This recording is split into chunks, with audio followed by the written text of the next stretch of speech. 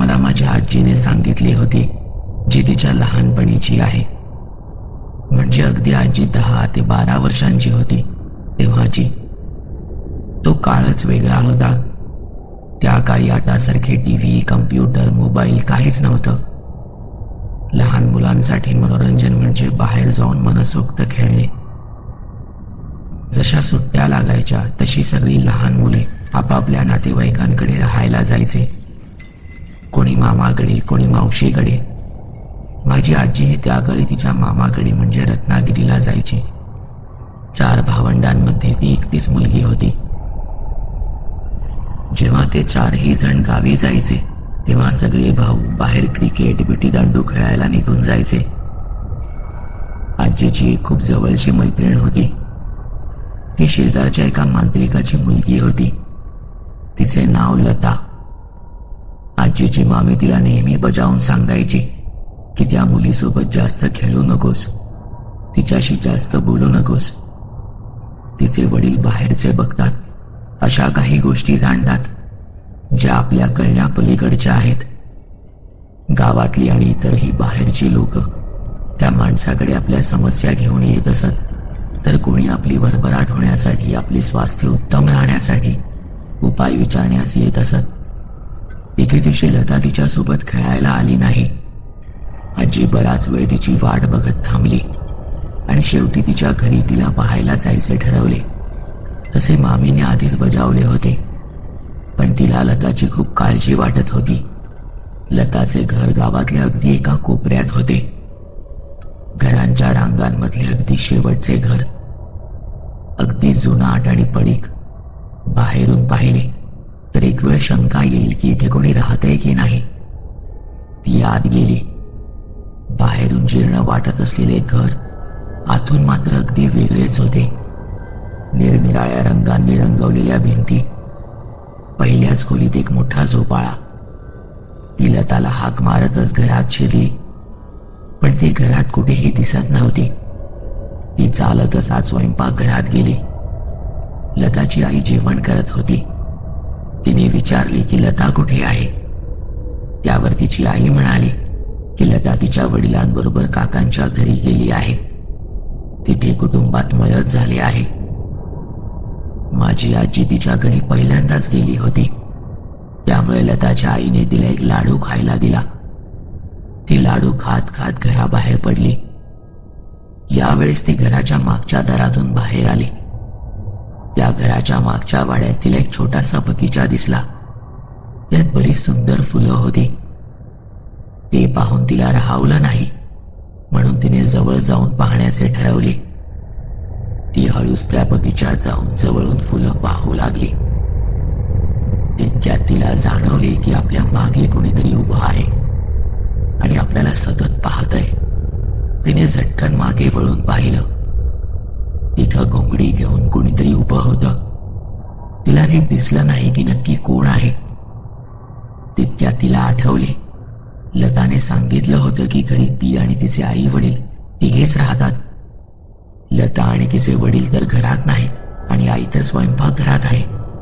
मग या घोंगडीमध्ये कोण लपलंय? उत्सुकतेपोटी जवळ जाऊन तिने घोंगडी हळूच खाली खेचली आणि ती पाहतच राहिली. त्या घोंगडीमध्ये कोणीही नव्हते. ती जरा दचकली आणि धावत जाऊन लताच्या आईला सांगितले.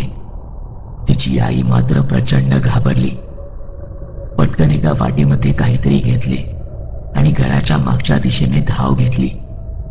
तिथे आल्यावर तिने हाक मारली, हे बघ, काय आणले आहे तुझ्यासाठी. तुझे आवडते आहे, ये लवकर. लताच्या आईचे असे वागणे पाहून आजी गोंधळली तर होतीच, पण तितकीच घाबरलीही होती. लताची आई घराला फेऱ्या मारू लागली आणि फक्त एकच वाक्य बोलत होती, ये लवकर, खाऊन घे, तुझ्या आवडीचे आहे. आजी स्वतःला थांबवू शकली नाही आणि तिने न राहून विचारले, काकू, तुम्ही हे काय करताय? तसे ती चिडून म्हणाली, गप्प बस, काही बोलू नकोस. तसे आजी शांत झाली. एवढे मात्र पक्के होते की ती कोणाला तरी शोधते. बराच वेळ प्रयत्न केल्यानंतर ती म्हणाली, हे बघ, इथे ठेवते, खाऊन घे. तिने आजीचा हात पकडला आणि तिला म्हणाली, आज चल माझ्यासोबत. ते पुन्हा घराच्या पहिल्या खोलीत आले आणि त्यांना दिसले की झोपाळा आपोआप हलतोय. पण ते झोके साधे नव्हते, ते कोणीतरी देत असल्यासारखं वाटत होतं. आजी पटकन म्हणाली, कोण आहे तिकडे? तसे लताची आई म्हणाली, एक शब्दही बोलू नकोस, त्याला राग आला तर भारी पडेल आपल्या दोघांना. असे बोलणे ऐकून आजी एकदम शांत बसली. तसे लताची आई पुढे म्हणाली, जा ती घोंगडी आणि वाड्यात ठेवलेली वाटी घेऊन ये पटकन. तसे तिने पटकन जाऊन दोन्ही गोष्टी आणल्या आणि लताच्या आईकडे दिल्या. ती हळूहळू त्या वस्तू घेऊन पुढे जाऊ लागली. खूप गोड बोलत होती आणि पुढे सरकत होती, तुझ्या आवडीचे आणले आहे वगैरे.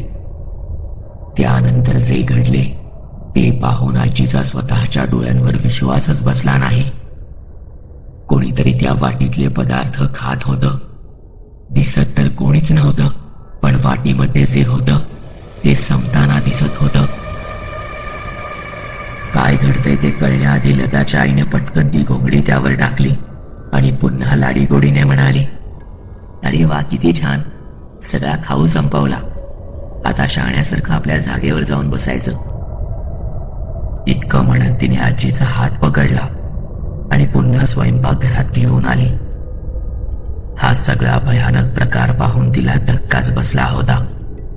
लताची आई आजीला समजावू लागली, शांत हो बाळा, मी आहे तुझ्या बरोबर. तिने आजीला शांत होण्यासाठी थोडा वेळ दिला आणि विनंती करत म्हणाली, तुझे आता बघितलेस ते कृपा करून कोणाला सांगू नकोस. एव्हाना आजीने स्वतःला सावरले होते आणि आता तिच्या मनात असंख्य प्रश्न दाटून आले होते. तिने एक एक करत तिला विचारायला सुरुवात केली. मी नाही सांगणार कोणाला, पण मला जाणून घ्यायचे आहे की हे नक्की काय आहे, त्या घोंगडीमध्ये नक्की कोण होतं. लताच्या आईने एक दीर्घ श्वास घेतला आणि सांगायला सुरुवात केली, बाहेर जे होतं त्याला बायंगी म्हणतात. ते कोणालाही दिसत नाही, पण ते असतं. ते या घरासाठी खूप काही करतंय. पैसे, दागिने, सोनं, भांडे आणि भरपूर काही आणून देतंय. आजी तिचे बोलणे मध्येच थांबवत म्हणाली, पण हे सगळं कुठून आणि कसं आणतं? त्यावर ती पुन्हा सांगू लागली, ते आजूबाजूच्या घरातून चोरून आणतं. ज्यांच्याकडून आणतं त्यांना कळतही नाही बरेच दिवस की वस्तू किंवा पैसे, दागिने गेले कुठे. आजी तिचे बोलणे ऐकतच होती. तितक्यात तिने अजून एक प्रश्न केला, पण हे तुमच्या घरी आले कसे? तसे लताची आई थोडी शांत झाली आणि पुढे सांगू लागली, तंत्रविद्या करून आपण याला ताब्यात घेऊ शकतो. लताचे बाबा हे सगळं करतात. बायंगी भूत असंही म्हणतात याला. पौर्णिमेच्या रात्री बायंगीला नारळात पकडतात आणि तो नारळ घरात अशा ठिकाणी ठेवतात जिथे कोणाचेही लक्ष जात नाही. जिथे तो नारळ ठेवला जातो ती जागा नेहमी स्वच्छ ठेवावी लागते. बायंगी भूत हे अगदी लहान मुलासारखे असते. कशासाठी हट्ट करेल काही सांगता येत नाही. त्याला खुश ठेवावंच लागतं, नाहीतर घरातल्या सगळ्या वस्तू आदळापट करतं.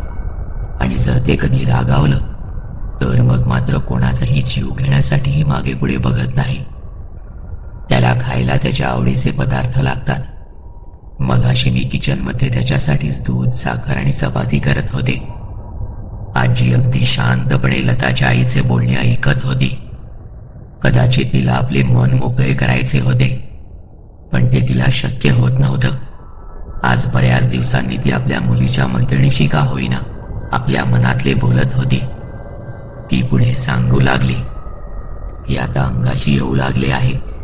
आम्हाला खूप पश्चाताप होतोय आता. कोणत्या पाहुण्यांना सुद्धा बोलवायची सोय राहिली नाहीये. जेवढे मी लताचे लहानपणी हट्ट पुरवले नाही तेवढे मी आता बायंगीचे पुरवते. काय माहित कधी सुटका होणार यातून. घर श्रीमंतीने भरलंय, पण आम्हाला समाजातून वाळीत टाकल्यासारखं वाटतंय. हे बोलताना तिच्या डोळ्यात टचकन पाणी तळालं. तिने तिचे अनुभव सांगायला सुरुवात केली. या बायंगीला गुंतवून ठेवावं लागतं सारखं. सतत काही ना काहीतरी काम द्यावं लागतं. मी कधी तांदूळ निवडायला देते तर कधी गहू मोजायला, पण हे सगळे करून ते परत येतं.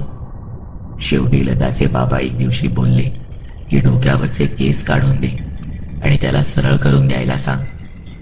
अशा गोष्टी करण्यात ते खूप वेळ रमतं, पण भूक लागली की त्रास देतं. काही आवडीचे बनत असेल तर धीर नसतो त्याला.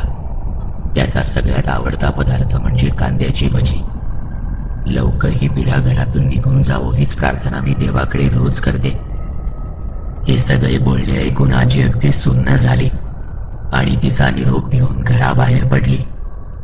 घरी परतत असताना तिच्या मनात खूप विचार येत होते. अशा गोष्टी सांभाळणं किती कठीण आहे.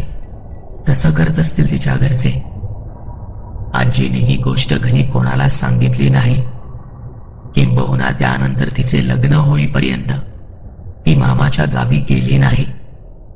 बऱ्याच वर्षानंतर ती मामाच्या गावाला गेली. गावात आल्यावर तिला बातमी कळली की लताचे वडील हृदयविकाराच्या झटक्याने गेले आणि तिच्या आईचा सुद्धा विहिरीत पडून मृत्यू झाला. गावकरी निरनिराळ्या गोष्टी सांगायचे. कोणी म्हणे की तिने आत्महत्या केली, तर कोणी सांगायचे की विहिरीतून पाणी काढताना ती तोल जाऊन आत पडली, तर काही जण म्हणायचे की तिला कोणीतरी विहिरीत ढकलले. हे सगळे ऐकून आजीला वाटायचे की कदाचित बायंगीनेच तिला विहिरीत तर ढकलले नसेल ना. त्या गेल्या वर्षात लताचे कुटुंब श्रीमंतीपासून अगदी दारिद्र्यात लोटले गेले होते. आजीला लताच्या आईचे शब्द आठवायचे. जर तुम्ही बायंगीला खुश ठेवू शकला नाहीत तर ते तुमच्याकडून तुमचं सर्वस्व हिरावून घेतं. लताचे लग्न बाहेरगावी कुठेतरी झालं होतं, पण ती सुद्धा सुखरूप आहे की नाही याबद्दल कोणाला पुसटशी कल्पनाही नव्हती. आजी हे सगळे मला सांगताना शेवटी एक वाक्य म्हणाली, जे मला आयुष्यभर लक्षात राहिलं. असे जादूटोणा करून मिळवलेलं कधीच टिकत नाही. मेहनत आणि श्रम करून कमावलेलंच आयुष्यभर राहतं.